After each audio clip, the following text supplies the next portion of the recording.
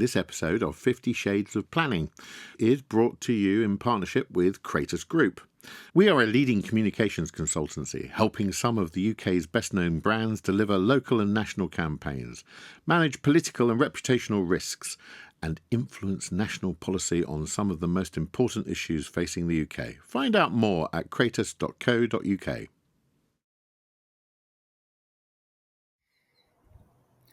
Hello viewers, Sam Stafford here, reporting again from the Spanish town of Nerja.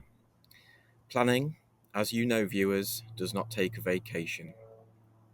If you have watched the first two videos in this series, you will know that in anticipation of the revised NPPF, which was published on the 30th of July, so nearly a month ago as I record this, I invited some of the Shades alumni to discuss some of the policy areas of most interest to them and how the new government could and should approach them. 8 conversations were recorded, elements of which, you might have heard, formed part of episode 128 of the podcast, but I am publishing them all in full here on the YouTube channel. This is the third of the 8, which is a conversation between Simon Ricketts, Andrew Taylor, Nicola Gooch and Gilian Macinnes about land value capture. Simon is a partner at Town Legal, Andrew is Group Planning Director at Vistry, Nicola is a partner at Irwin Mitchell, and Gilian has her own consultancy and acts as a trainer and interim manager in the public sector. Their conversation takes in the hope value provisions in the LURA, the timing, mechanisms and implications of CPO in the context of urban and rural development, landowner behaviour and motivations, and SIL. I will be back at the end to direct you to a few bits and pieces that I will put in the description. Enjoy.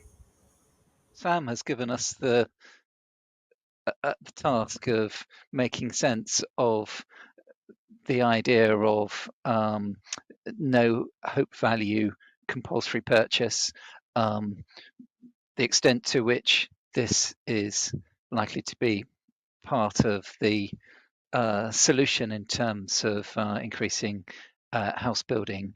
And perhaps the way into this is to look at what is already allowed for in the Levelling Up and Regeneration Act, because when you look back, it's quite surprising to me that the measures that are in the Act and which came into force on the 30th of April are pretty far-reaching, particularly for a Conservative government to have brought into effect. And there's 2 critical sections in the Act. There's been a lot of talk about the second section, which is relevant, which is section 190, which is the ability for local authorities to ask for a direction when they submit a compulsory purchase order to the Secretary of State for confirmation, the effect of which would be to strip out any hope value or the prospect of obtaining planning permission from the valuation process under the compulsory purchase order. But I just wanted to start briefly by reminding people that the other section 189, is also really relevant, because if you go back to the basic principle behind compulsory purchase compensation, which is equivalence, the landowner should be traditionally the approach is the landowner should be put in the no worse a position than if their land had not been acquired. So, that includes looking at what the market value of the land is, assuming a willing seller, willing purchaser, ignoring the existence of the compulsory purchase, but taking into account the sort of pregnant value of the land, the hope value that is inherent in the market value in many instances, which is due to the fact that it has development potential other than for the scheme, which is for the basis for the CPO. So that's a long intro to say that what section 189 already does is require landowners, if they're going to seek to argue as part of the compensation process that hope value should be allowed for, then they now must, it used to be may, obtain a certificate of appropriate alternative development to to have a certificate from the local authority that, as at the valuation date, planning permission would have been likely to be achieved for a specific alternative scheme. That is much more prescriptive than the previous mechanism. So we've got that, and then, as I said, when we've got section 190, which provides that a local authority or other acquiring authority, when it's seeking to compulsory purchase land for specific purposes, at the moment they must include either the provision of affordable housing or national health service facilities or education facilities. Then they can seek a direction that the compensation for the land taken will exclude any value which is down to the prospect of planning permission being obtained for other forms of development. And the process is very broadly that when they seek a direction and they're submitting the compulsory purchase order to the Secretary of State, they must include a statement of commitment which sets out why it's in the public benefit that the direction should be made. So, why the Secretary of State should direct that, because, for example, this is a scheme which includes a specific amount of affordable housing. It's in the public interest that the hope value is excluded. So that is a really long intro, which has probably lost many of our listeners. And I should say, I'm not a compulsory purchase lawyer. I only dabble in compulsory purchase. And the final thing I'd say by way of intro is this is all really important to planners and planning lawyers. Over recent years, compulsory purchase has become this specialist area within its own pigeonhole. We need to take it out of that pigeonhole, because all planners need to understand not only viability, but also a compulsory purchase and the way that compulsory purchase valuation works. Over to you, folk. Well, that's great, Simon. I was going to draw it back to the politics that sits behind it, because you said it was interesting that it was Conservatives that had pushed this far previously under the LURA, and actually there's been quite a lot of alignment between both what the Conservatives and what Labour are talking about, probably both coming from the same perspective of well, I think this is a Labour quote, but stop speculators frustrating house building and squeezing value from infrastructure and affordable housing. The notion that development needs to provide the infrastructure and provide the affordable housing and other benefits that come with development, and the narrative, true or otherwise, that politicians feel that hasn't been happening over a number of years, and that infrastructure hasn't been, and landowners, because it's not developers, landowners making large profits on the back of that increase in value, and how you capture that value for the public good, but while still, as you said, Simon, still allowing an element of that uplift to go to the landowners. And I suppose from the market perspective, what do these changes mean for the market? Is there a concern that landowners will just sit on their land? Will they say, oh, well, don't worry, in a few years' time it will flow back? I suppose the contrary to that is this has come from both Conservative and Labour, so possibly not. But actually, will there be a change in situation? Will there be a change in the compulsory purchase? Will there be a change in tax going forward? And is it better to go now or at some point in the future? And that's the balance. And I suppose, the one concern is, if we are looking at increasing housing delivery exponentially to meet the 1.5 million houses, any change, any tinkering, any uncertainty, I know this is we're just on CPO at the moment, but any change in that leads to uncertainty, could have an impact on that delivery. So from a developer's perspective, we should be providing the infrastructure necessary. We should be providing the affordable housing. Clarity, certainty is absolutely fine and fantastic and necessary. But will that have an impact on delivery? Okay, I think there's another question which we all need to think about quite carefully, which is about timing. When can councils exercise this CPO power? Because at the moment now, CPO tends to be a last resort, which means it tends to happen fairly late in the day, if it's going to happen at all. So after promoters, landowners, developers, the industry have all invested significant amounts of time and money into promoting a site or a scheme and getting it to a certain point. So if the CPO comes in at that point, what happens to, and there is no hope value, and that reduces the land value, what happens to all that previous investment? And I don't know the answer to that, so. I mean, my concern is that local authorities are absolutely scared stiff of compulsory purchase.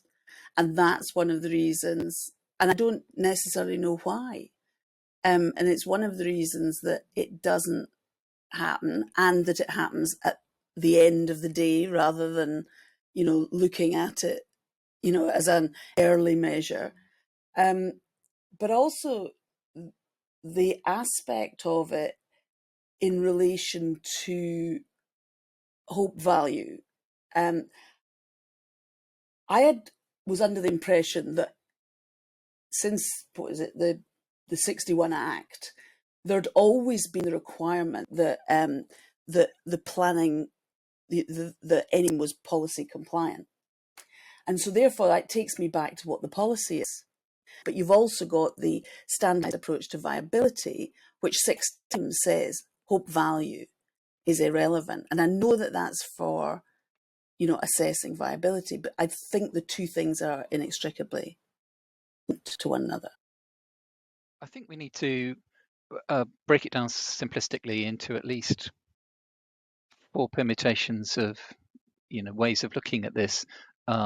Because first of all, looking at it from the perspective of local authority who wants to deliver growth, probably working alongside land promoter or developer who is looking to encourage the local authority to be bold and use compulsory purchase powers. And then secondly, looking at it from the perspective of landowner, and then with in each of those cases, I think the position is different in a sort of rural area where you're dealing with basically agricultural land, which may not come forward other than probably by way of a development allocation, and then urban land, which is very different because there may be multiple uses or permutations of development which may be possible on the land, but then it may be CPO'd for other purposes. And the concern stroke opportunity, depending how you look at it, in that sort of rural example, is that land promoter traditionally will have worked energetically at a huge cost to secure an allocation of land for development. The policy will say, maybe 30% affordable housing or whatever. The risk is that at any point, in theory, at least, the local authority, potentially with another developer in tow, could come along and seek to compulsorily acquire that land for basically less value, for less than that land is actually worth. And this goes back to Nicola's point, as a result of the efforts of the land promoter. And if that seemed to be a real concern, then that is clearly going to have an impact on the appetite for land promoters to invest in that early process of bringing land forward to a state where it can properly be allocated. The, the the last thing I'd say is just in relation to the urban situation. In some ways, I see this no hope value CPO issue as probably of more concern in those situations, because you may well have a site which could readily achieve planning permission for, say, a block of student housing or something else of significant value. Local authority can come along and say, we've got a huge need for housing, and in particular affordable housing in our borough. It's been sitting there for a while. We don't think anything's going to happen. We're going to compulsorily purchase it, and you can forget about getting your real value for that land, because we're just going to take it for its existing use value, which is minuscule compared to its real value for development purposes. So these are the things which haven't, I don't think, really been grappled with sufficiently yet.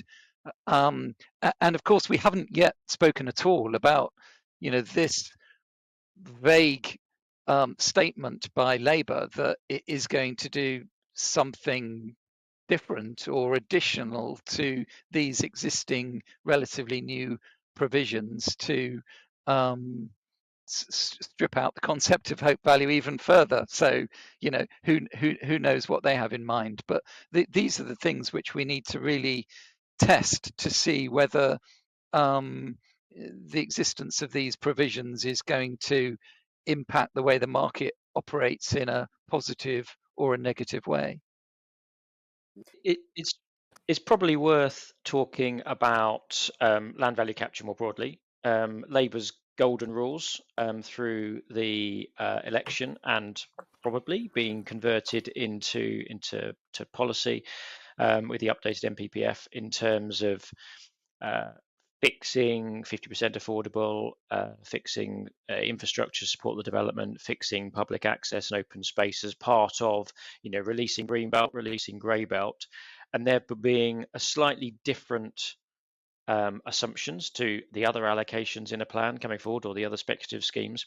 A slightly different approach, both in terms of viability, a slightly different approach in terms of policy assumptions, and that's, I suppose, it's the price, if that's the right word, price to pay for the release of the green belt and opening that up, or grey belt, and saying, well, actually, this is new development coming forward, but this is extra special land, and if we're going to release it, we expect a higher delivery, higher price to pay for that.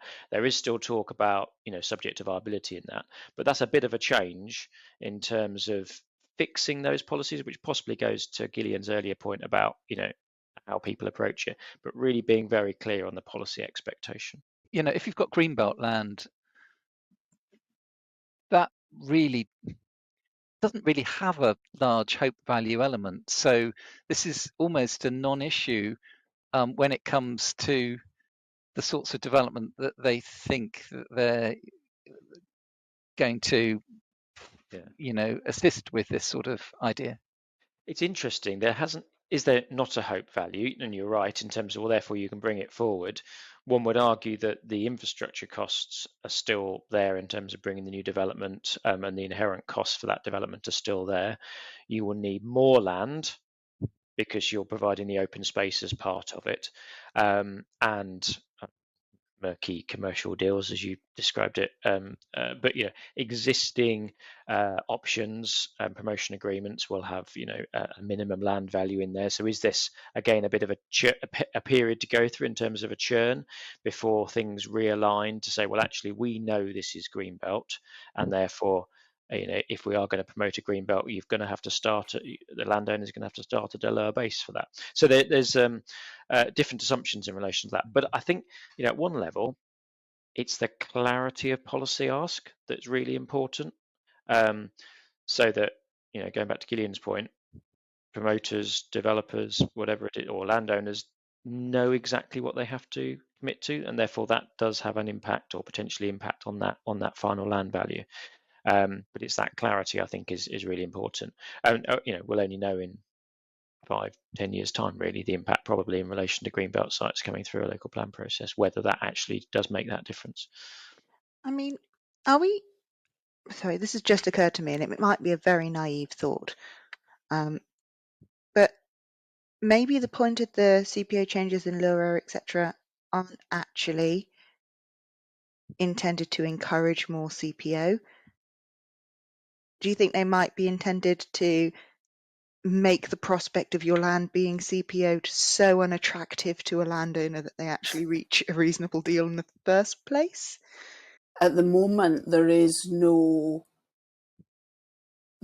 push for the landowner. I mean, one of the issues that in dealing, doing viability courses all over the country for 10 years, working with Paz and myself, it became, the information that we got in different areas was often that there was a monopoly landowner and they were not prepared in the current environment, whatever that current environment was at the time. In that current environment, they weren't prepared to put their land up for development because there's one landowner, this is tittle tattle rather than anything else, that just disagreed fundamentally with affordable housing, so was therefore not going to build on his land until that another day came, and another day might come in 20 years, but they were perfectly prepared to wait. And some of these landowners have programs for land sales, going forward for 100 years. So the here and now of whatever the policy is, they are going to wait for a better day. I think what potentially the making a compulsory purchase much easier is that actually, is the better day going to come? Maybe not, and you might have to wait 50 years. But also, well, it's not a great day, but it's better than being CO'd. Maybe. I don't know. Andrew? No, I can understand that argument. I think there is something about that, isn't it? It's a harsher backstop position to take in terms of the CPO, isn't it? So, turning the conversation, Simon started talking about LURA right at the beginning and what's come in. Obviously, one of the things that hasn't come in, and we haven't really got any further details, is infrastructure levy. I think Labour have been quite clear that they don't. Not going to have it. We haven't quite had a formal announcement, since they've come into government, but they've been quite clear previously that this wasn't the answer. So if that is the case, we're back on Section 106 and SIL, and what tweaks they might want to make to improve that. Can I take you back to a certain SIL review that took place a few years ago? I, dusted it off. Had another look at it, and actually I was thinking to myself that there's quite a lot of good stuff in there, I may be honest, and not least because we've got more of the drive towards combined authorities and combined authorities with planning powers, that actually even this, the strategic levy outside the basically outside London would potentially work well with the other powers. But it is also just the fact that the infrastructure levy, I just never thought, I don't think, did anybody know anybody that thought the infrastructure levy would work? I knew one person. No, I just don't think it did. They were involved in writing it and formulating the policies. So they were the only person. Actually, I take it back. Yes, I know a person that was very central to writing it that did think it would work, and that it would sort of tick off all the different issues that had ever come up to do with SIL. But yeah, I think simplicity, making SIL more simplistic, or simplifying it would be great. You particularly, I would say, the lawyers come across all the different scenarios when they've got clients coming forward saying, I did this and now it's going to cost me 500 grand. Some of these maybe worth looking into, but I do think Section 106 works reasonably well. I think there are difficulties with the geography of some small local authorities if they're not used to doing big sites, that they maybe don't have all the skills in-house, but generally I think it works well. And I do think that you need to have a SIL for some of the more strategic, generalised infrastructure. I think my biggest concern is most large sites, you've got the Section 106 on, and if a site is washing its face, it's then the double dipping by councils, having SIL on top, which all the charging, which all the standard things, all the additional education. If you're providing the primary school, secondary school on site, you're still having to pay the offsite education. You know, some of that is just ridiculous and does need to be closed down, because that's then putting too much pressure on the major sites, which are already washing their face in terms of the delivery of the infrastructure that's necessary. Because SIL charging schedules aren't reviewed as frequently as they should be, and aren't necessarily always reviewed alongside allocations, the old situation when they were first brought forward, where the large strategic sites would be zero rated, isn't necessarily happening now. So you are getting some very, very large sites which, in the old, when SIL was brought in alongside local plans, would have been zero rated, which now aren't, and the local the SIL review isn't happening alongside that allocation necessarily, and you get this disjointed nature which doesn't really work for those types of very large schemes, and I completely understand that frustration. The debate about whether ditching once regulation 123 was the right thing or the wrong thing to do is actually quite separate to that in some ways.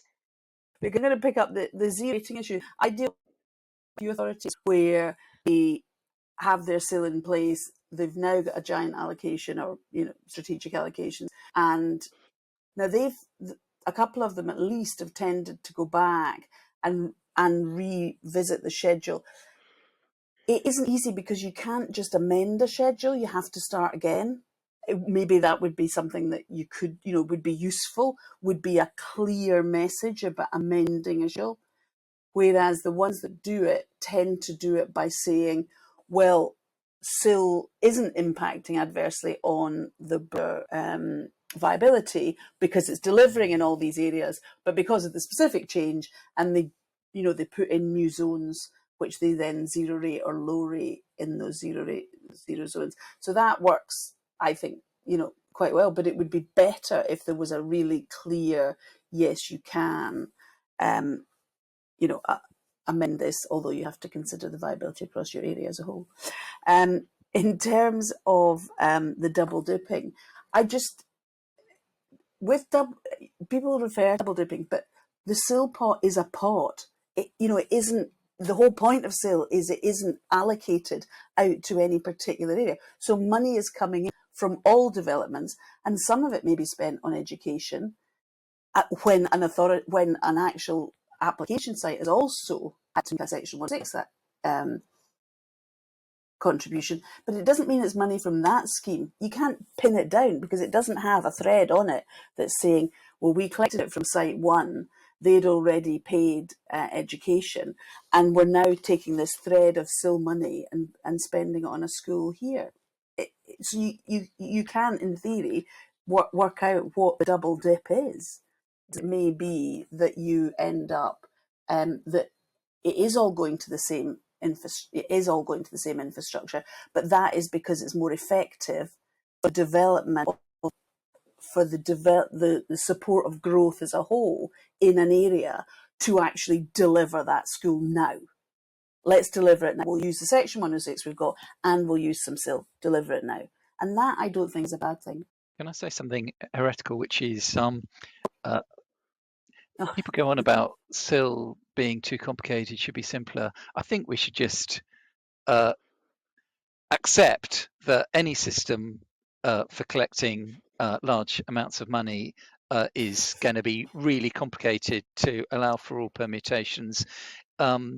With all of the refinements which have been made to the regs over the last 14 years, we now, I think, have something which is, I know it's horrendous for professionals to deal with, and I know that lay people get caught out because they expect to rely on exemptions, which probably shouldn't have existed in the first place. But there you go. But I think actually it would be better if we basically accepted that SIL, perhaps with some minor improvements, is what it is, in the same way that income tax is something that I probably don't fully understand, but there are professionals who do. Section 106 similarly basically works. It's about using the tools which, actually basically do their job. And if the government is seeking to extract more land value gain from development, then they're going to need to find a route via some form of taxation in order to do that, rather than skew these planning processes, because Section 106 is not about land value capture. SIL was not about land value capture. Hello viewers, Sam again. My thanks to Simon, Andrew, Nicola and Gillian for letting me share that conversation with you. In the description, you will find links to episode 90 of the podcast, which covered similar themes, and Simon's recent blog on viability issues. Also in there is the 2017 review of the Community Infrastructure Levy, which Gillian mentioned towards the end. Look out for the other 5 videos in this series, which I will share on here in due course. They will feature conversations about LPA capacity, grey belt, new towns, devolution and greater than local planning, and planning for infrastructure and the environment. Please do keep in mind, viewers, that 50 Shades of Planning is by planners and for planners, and so if you would like to use this channel for sharing anything you think that we need to be talking about, then do please feel free to get in touch with me via samstafford@hotmail.com. Please also feel free to share this video on your social platforms. Anybody that does will be entitled to an exclusive 50 Shades mug, because viewers, plugs mean mugs. My thanks to podcast partners Kratos, and a shout out especially to Luca Di Fato for production support. What have we learnt, viewers? Well, town and country planning is very much not a black and white endeavour. There are at least 50 shades in between. Bye for now. Thank you for listening to this episode of 50 Shades of Planning, which is brought to you in partnership with Kratos. Kratos are a leading communications consultancy providing integrated strategic communications and campaigns across multiple sectors. We have helped some of the UK's best-known brands deliver local and national campaigns, manage political and reputational risks, and influence national policy on some of the most important issues facing the UK. We are more than an agency, we are change makers. Find out more at kratos.co.uk.